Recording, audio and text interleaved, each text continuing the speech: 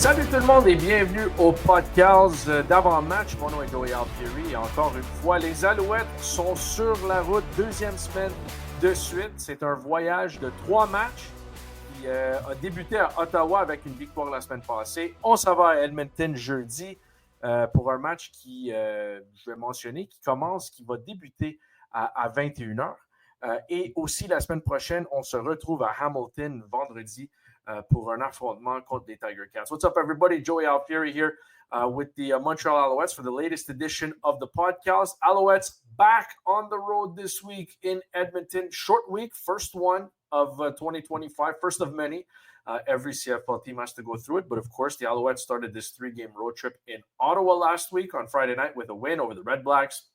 And now they are in Edmonton on Thursday, and they finish off this 3-game road trip in Hamilton next Friday night. Bon, on va commencer en français. We'll start in French. The analysis will mostly be in French, or my analysis will mostly be in French. And then we'll welcome Alouettes wide receiver Tyler Snead, and we'll do that interview in English. So Tyler will be joining us in about 15-ish minutes time. Donc, on va passer en français. Et écoute, quand même, belle façon d'affronter un peu d'adversité contre le Rouge et Noir la semaine passée. C'est leur premier match à domicile de l'année. C'est sûr que c'est le gros party là-bas.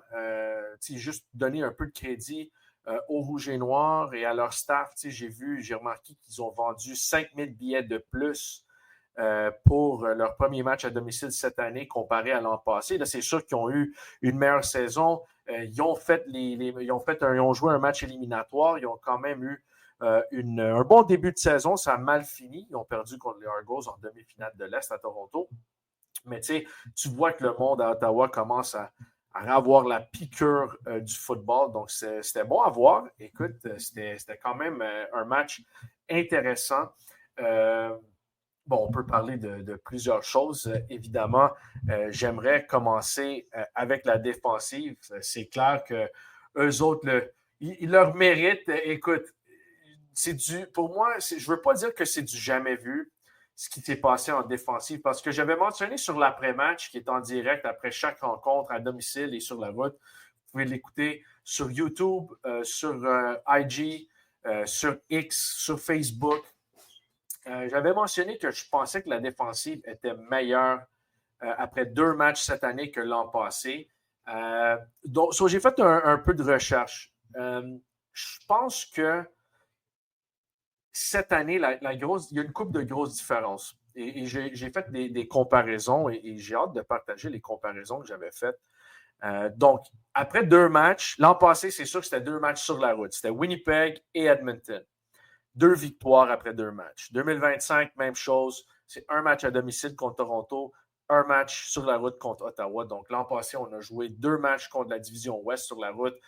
Cette année, c'est un match à domicile, un match sur la route, les 2 contre la division Est. Si on regarde les sacs du corps, 5 l'an passé après 2 matchs, 5 cette année après 2 matchs. Les échappés provoqués et recouverts. 4 échappés provoqués l'an passé, 2 échappés recouverts après 2 matchs, 1 cette saison, et on a récupéré le seul échappé qu'on a provoqué, c'était l'échappé de Nick Arbuckle que Isaac Adeyemi-Berglund a été en mesure de ramasser et amener dans la zone des buts.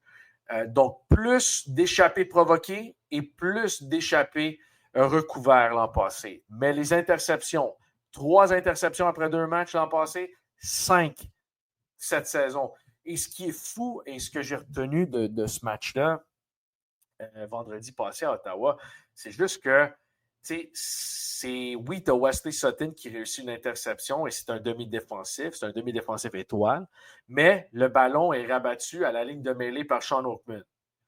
Là, on a parlé de Sean Oakman la semaine passée, que c'est lui qui a eu la mention d'aide sur l'échappée. C'est pas officiel, là, les mentions d'aide, ça c'est plus hockey. Là. Moi, je parle de mes termes à moi.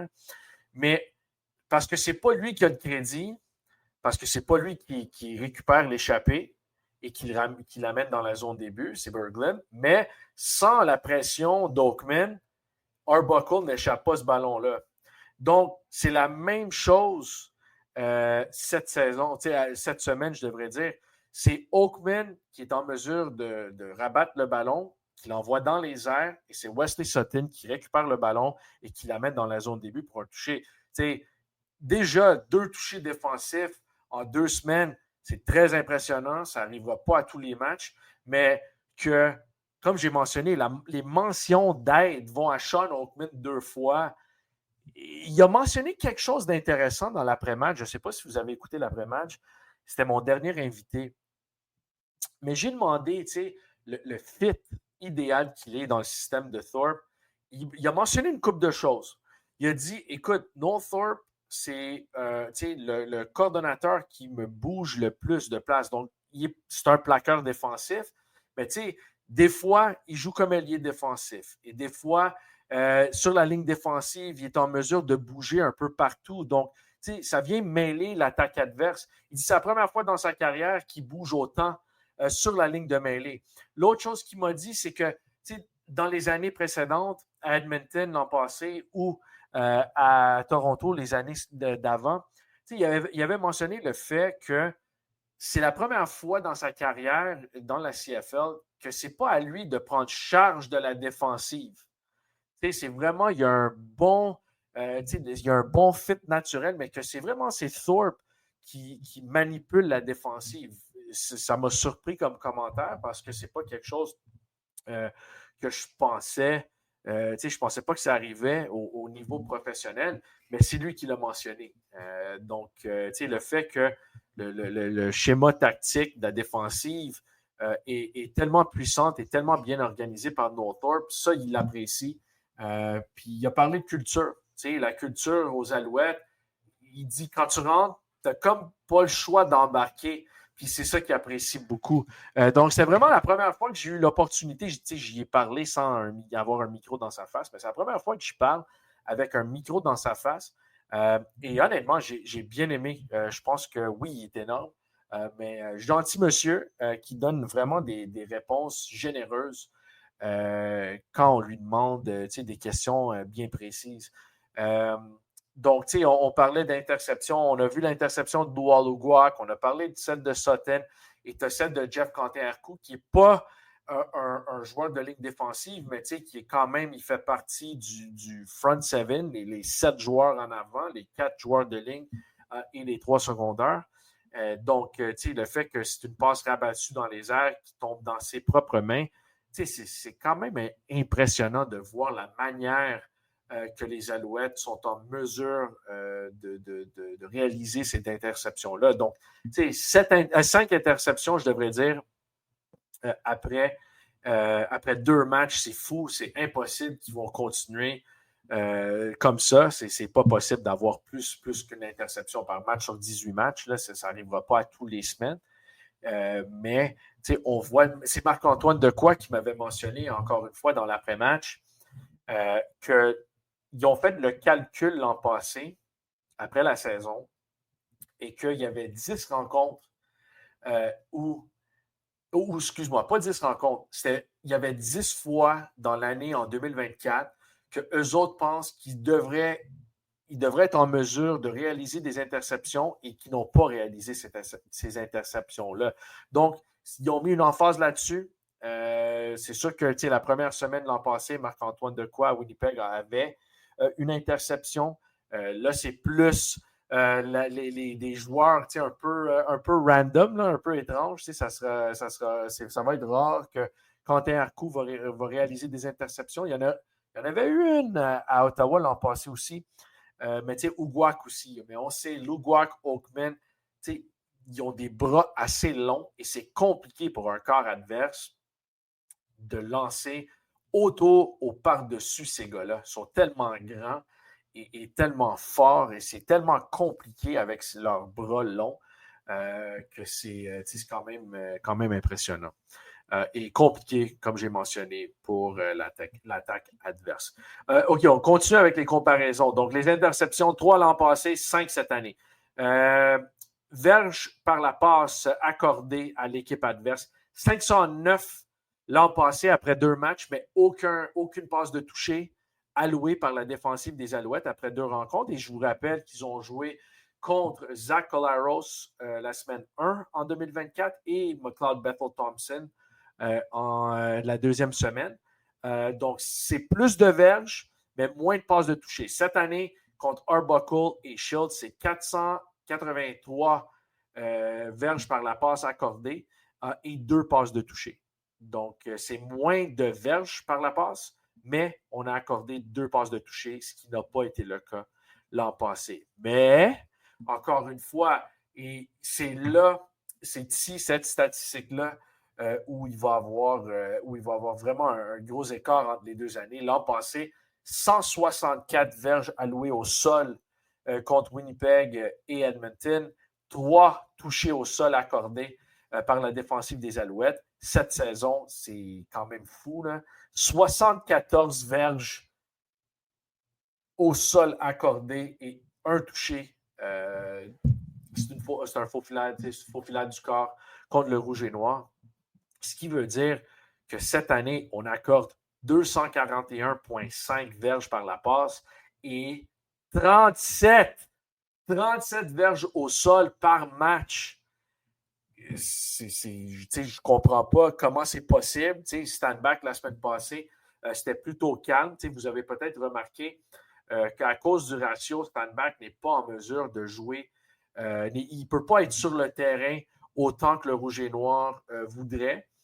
Mais quand il a reçu le ballon, oui, il y avait des courses de 5, 6, même je pense qu'il y avait une course de 7 verges. Mais honnêtement, c'est pas beaucoup, là. C'est pas beaucoup. 74 verges au sol en 2 matchs. C'est fort. C'est fort. Et évidemment, turnover on downs, les revirements sur essai, aucun après 2 matchs l'an passé. Et tu avais celui de vendredi contre Ottawa où le Rouge et Noir sont arrivés après l'échappée de James Letcher sur les unités spéciales. Le Rouge et Noir ont traversé jusqu'à la ligne d'une verge. C'était le deuxième essai et les buts de la ligne de une verge des Alouettes. Et Dustin Crum n'a pas réussi à rentrer dans la zone des buts. La première fois, c'était Dylan Wynn qui a vraiment fait du gros boulot sur le deuxième essai et les buts. Et c'était évidemment Jeff Canté-Arcou sur le troisième essai et les buts qui a vraiment bien joué. Et sur un faux filet du corps, une faux filet du corps, je devrais dire, le rôle de Jeff Quentin, c'est de s'assurer que le corps arrière n'est pas en mesure d'aller vers l'extérieur. Et on a vu que Schultz a tenté d'aller vers l'extérieur. Canté-Arcou s'est défait de son bloc et il a été en mesure de faire le plaqué contre Dustin Crum, je devrais dire, pas Matthew Schultz, excuse-moi. Donc, c'est ça. Donc, c'est quand même impressionnant. À chaque fois, il y a une verge entre la ligne en attaque et la ligne défensive.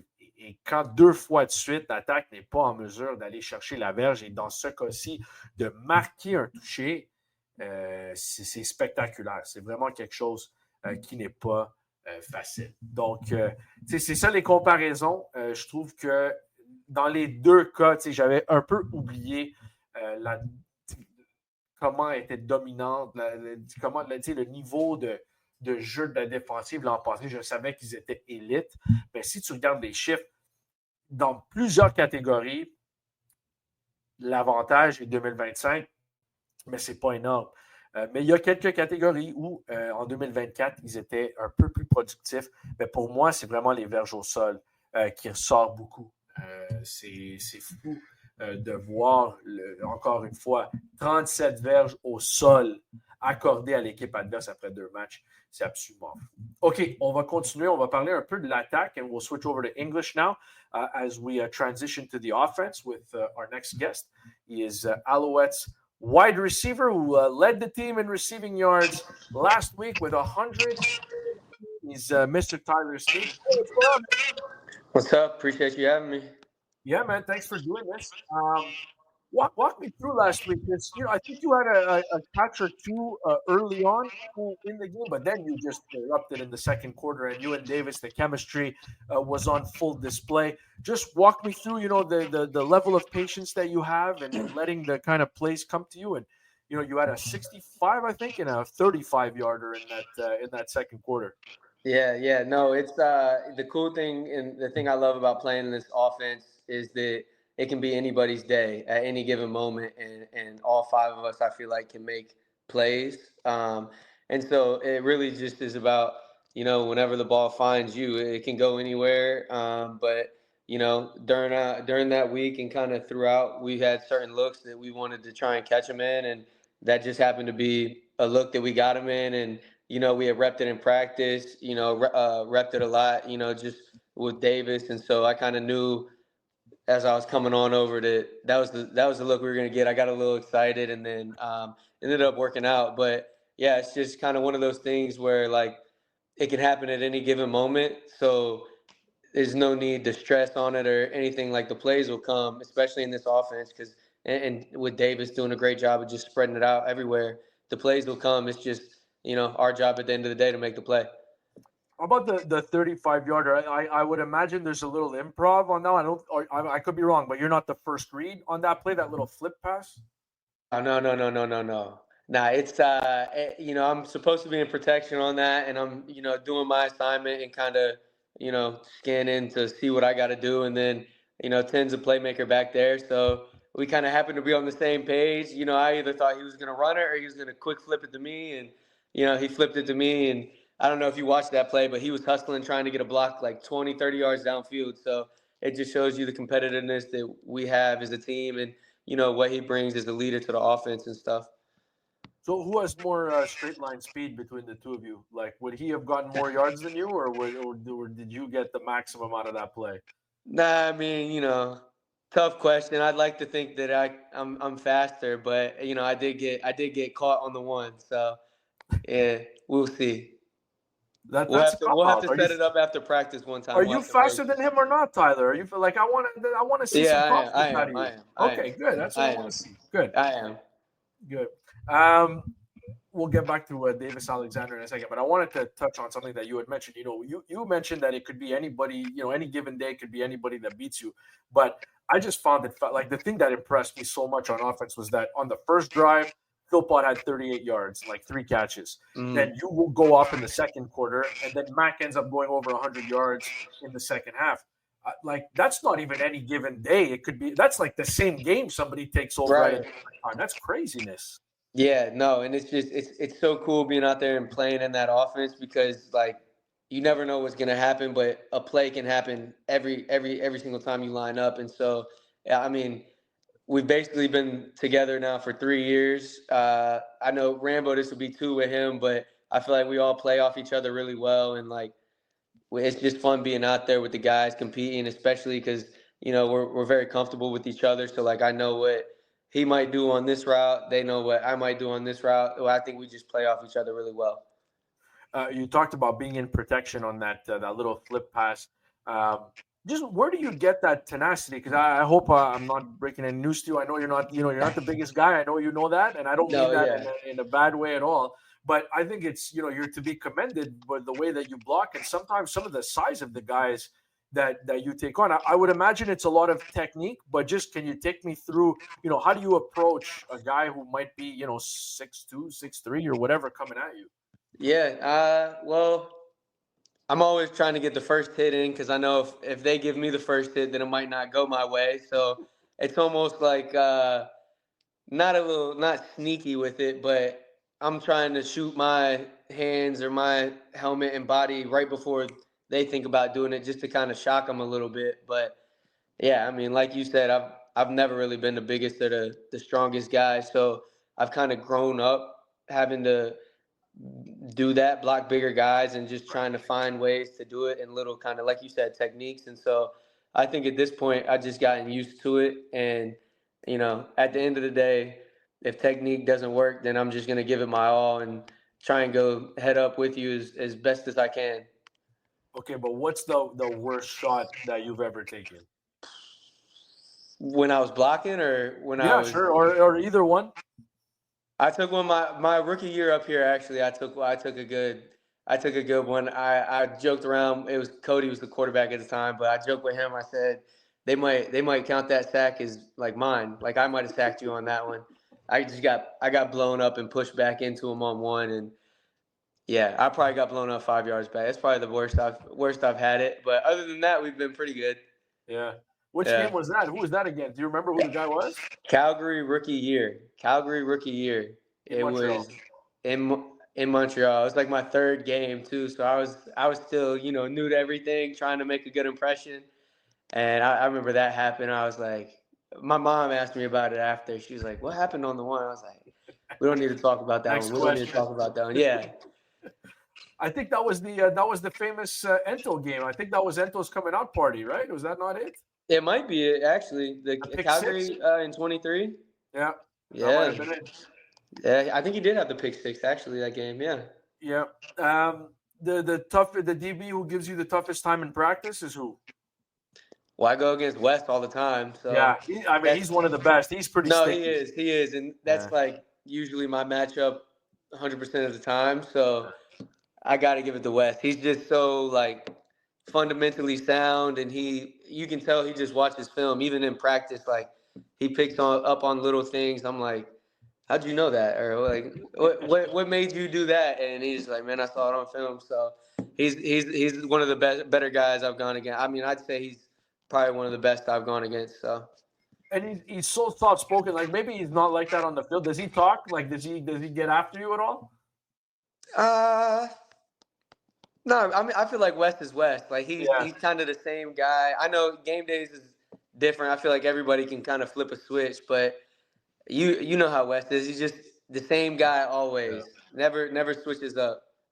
Do you like you're pretty, you're not very boisterous. Like I'm curious, do you talk a lot on the field? Uh, Sometimes it Yeah. depends. It depends really. Sometimes I'll get into it. It just if it happens to somebody say something and we start going back and forth, I don't shy away from it. I guess. Okay, give me one from Friday night. Like give me somebody that said something to you that you had a clever line back or something like that. Friday night, I really didn't No? talk a whole lot. No, I feel I like mean, I week guess they were one. catching their breath, right? They were catching their Yeah, breath yeah. basically. Well, no, I think Friday, the home opener against Toronto, I think it was a little more chippy all around, just because home opener, that was our opponent that beat us to go to the Grey Cup. So I think that one was more chirpy, and I remember chirping a little bit in that game, but you Nothing know. you can share. Nothing you can share on the air. Just asking how their day was, asking how their day was, how their travel was up here and stuff. I like it. I like it. Okay, a couple more for you. A little birdie may have whispered in my ear that you have a new roommate this year. Is that confirmed? Can we confirm?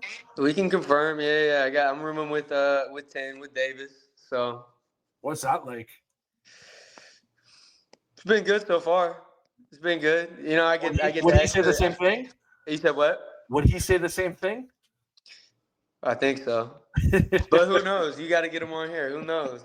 But no, it's been good. We joke around a lot. We have a lot of fun, and then when it's time to be serious, we'll watch film in here, and I can kind of see his perspective on what he's looking for, which is cool, and I think that helps me in my game as well. So that's something you guys will do. Like you guys will come home and watch cut ups and stuff together.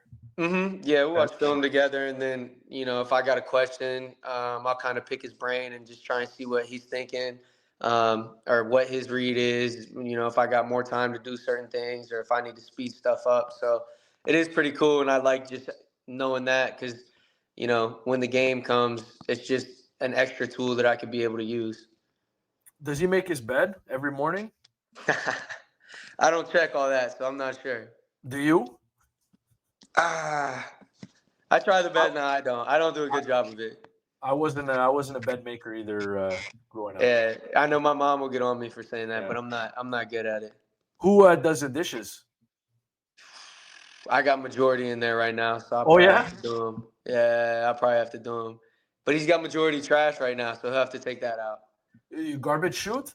Like, Garbage or do you have to bring it garbage outside? shoot. Nah, garbage shoot. It's convenient, nice and easy. Yeah. That's not bad. So, Nah. like, when you're washing dishes, is it like, hey, man, like maybe you look my way a couple more times here, or else you can scrub your own pans, If that's how it would work, I'd wash dishes all the time. But nah. Nah, I don't want to get in his head too much. Like I said, if it comes, it comes. If it doesn't, then it is what it is. I know you guys, you once you step between the white lines, it is what it is. But how nice would it be to see Cody and Keon again this weekend, and just how much you appreciate those guys and the time that you guys spent together.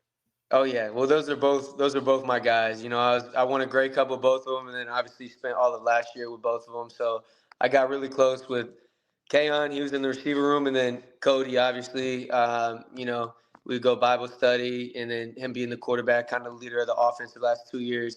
Got really close with him, so I'm excited to go see them, see how they're doing, man. How they're like in Edmonton and all that. I'm excited for it.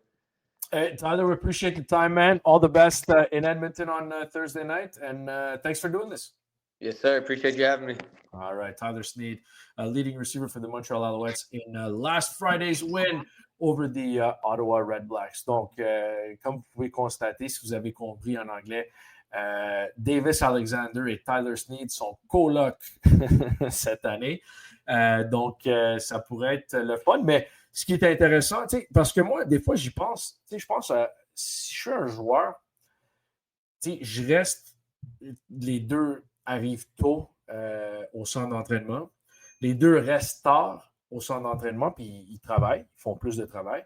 Donc, quand tu arrives chez vous et que tu as un coloc, puis c'est ton corps arrière ou c'est ton receveur, est-ce qu'on parle de job? Est-ce qu'on touche pas à ce sujet-là? Mais Tyler a confirmé qu'ils écoutent la bande vidéo ensemble. Donc, c'est quand même intéressant de voir tout ça et d'entendre ça. Et honnêtement, c'est quand même intelligent pour un joueur comme Tyler Sneed d'avoir un accès, un peu plus d'accès au corps arrière et que tu prends les choses en main et que, il l'a mentionné, si j'ai une question, je peux lui poser directement. Donc, il a aussi avoué que c'est lui qui fait un peu plus la vaisselle et que Davis est capable de sortir les vidanges un peu plus souvent. Mais ça devrait être le fun, ça. Tyler Sneed, Davis Alexander, ensemble en tant que coloc, c'est le fun.